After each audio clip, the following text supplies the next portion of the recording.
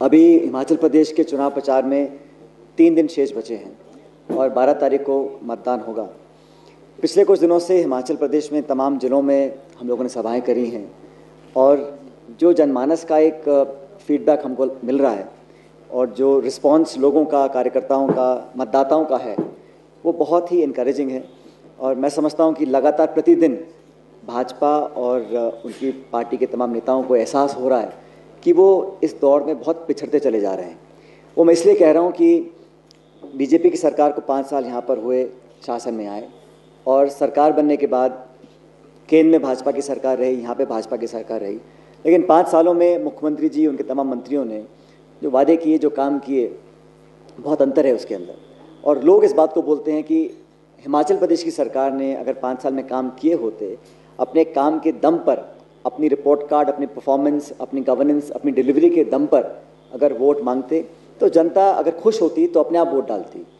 अब हो ये रहा है कि इस छोटे से राज्य में लगभग प्रतिदिन प्रधानमंत्री जी, गृह मंत्री जी, रक्षा मंत्री जी और आज कई सभाओं को उत्तर प्रदेश के मुख्यमंत्री जी संबोधित कर रहे हैं। तो अगर मुख्यमंत्री उनके काम पर इतना कॉन्फिडेंस बीजेपी को होता तो शायद इतने बड़े नेता रोज़ इस प्रकार से अपना टाइम, अपने संसाधन ज़ाय ना करते। तो it's a definite indication that the BJP is on a back foot in terms of performance.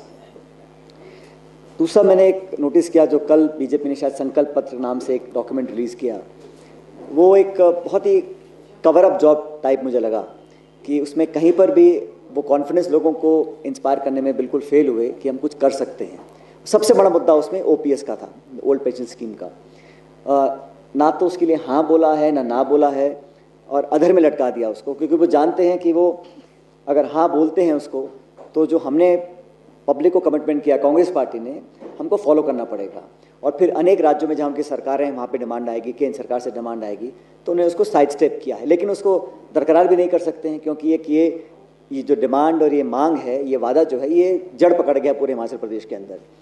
तो इससे पूरी तरह एक्सपोज हो चुके हैं कि इस मुद्दे पर जो पब्लिक ने हमारे वादे को, हमारे मैनिफेस्टो को, एक महत्वपूर्ण अंश को लोगों ने बहुत सहर्ष स्वीकार किया था, उसको वो अब नकार नहीं सकते हैं। इसलिए बहुत फंस गए हैं, ना हाँ बोल पा रहे हैं, ना बोल पा रहे हैं। और जहाँ तक ये भ्रम फैलाया जा रहा है कांग्रेस के बारे में, आपको स्पष्ट करना चाहता हूँ कि जहाँ जहाँ हमारी सरकारें हैं, हमने ओपीएस को लागू किया है, चाहे वो छत्तीसगढ़ हो, चाहे राजस्थान हो, और हिमाचल प्रदेश में भी सरकार निर्माण के तुरंत बाद हम पहली कैबिनेट मीटिंग में इसका निर्णय लेंगे। और हमने जो कमिटमेंट्स किए हैं मैनिफेस्टो के माध्यम से, चाहे वो मासिक भत्ता महिलाओं के लिए हो 1500 रुपये का, 300 यूनिट बिजली फ्री की बात हमने करी है, 1 लाख नौकरियों की बात करी है।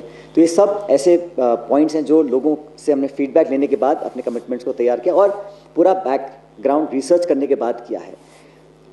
जब कमी बनती है, जब भी बनी पहले, लोगों को एक विश्वास था। इस बार जो सरकार चली है भाजपा के नेतृत्व में, उससे बहुत लोग अपने आप को एक तरह से धोखा उनके साथ हुआ, मैं कहता हूँ। और दोनों सरकारें आपकी हैं, दिल्ली की, शिमला की, फिर भी पेट्रोल, डीजल, खाद्य पदार्थ, सभी इन्फ्लेशन आसमान छू रहा है, अनएम्प्लॉयमेंट हाईएस्ट रेट्स हैं, और ये सरकारी आंकड़े हैं। कुपोषण हो, अनेक ऐसे मुद्दे हैं सोशल इंडेक्सेस पे जहाँ पे भाजपा के दोनों सरकारें, जो डबल इंजन की सरकारें बोलते हैं, दोनों ही इंजन लगभग गड़बड़ा रहे हैं। और मैं अनेक सभा में बोल रहा हूँ कि पहला इंजन तो सीज होगा 12 तारीख को हिमाचल प्रदेश में, और दूसरे की बारी आएगी 2024 के अंदर।